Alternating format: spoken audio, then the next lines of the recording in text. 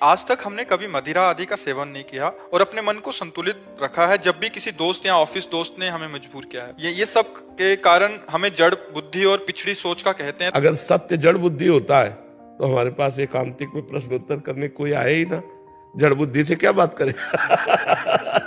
तो इसलिए हमें लगता है कि कोई हमें मूर्ख कहे या जड़ बुद्धि कहे या पुरानी रीति का कहे, तो हम ये कह रहे हैं कि अगर हमको कोई मूर्ख कहे, जड़ कहे और हम सही ढंग से चल रहे तो हमें हिलना नहीं चाहिए, हमें अपने मार्ग से हटना नहीं चाहिए, हमें बलवान होना चाहिए और बहुत सुंदर जीवन जाएगा यदि आप ऐसे चलोगे।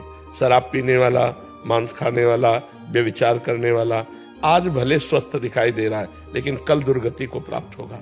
आप आज भले दुखी हो लेकिन कल आप सदगति को प्राप्त होंगे, कल आप अच्छा जीवन व्यतीत करेंगे। शराब जो है एक तो शास्त्र निषिद्ध है, शास्त्र रोकता है, और दूसरी बात उसमें लाभ क्या है। प्राय हमने शराबी जनों को अपने धर्म से च्युत होते देखा है। जब आप शराब के नशे में होगे तो आपका बर्ताव ठीक नहीं होगा, आपके आचरण ठीक नहीं होंगे, आपका चरित्र पवित्र नहीं होगा।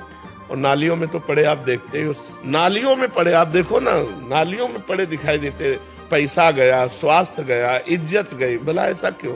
जब हमारे शास्त्र रोकते हैं तो शराब नहीं पीना चाहिए, और जब तक ब्याह ना हो तब तक ब्रह्मचर्य से रहो, ब्याह हो जाए तो एक पत्नी व्रत धारण करो। जी, रील के अंदर आप या बात तो आप ही कुछ दूसरा आता ही नहीं है, तो देखें क्या दूसरा। रील में आप ही आते हो कह रहे हैं। हाँ, भगवान की इच्छा है, भगवान ने ऐसी कृपा कर दिए कि समाज को मंगल में बनाना चाहते हैं, इसलिए वो कौन माने बच्चा साधु महात्मा की बात है, तो कौन माने आप बताओ। अपने बाप की तो कोई मानता नहीं, बाबा जी के कौन माने। ये तो भगवान की कृपा है कि लोग सुन रहे हैं और मान रहे हैं।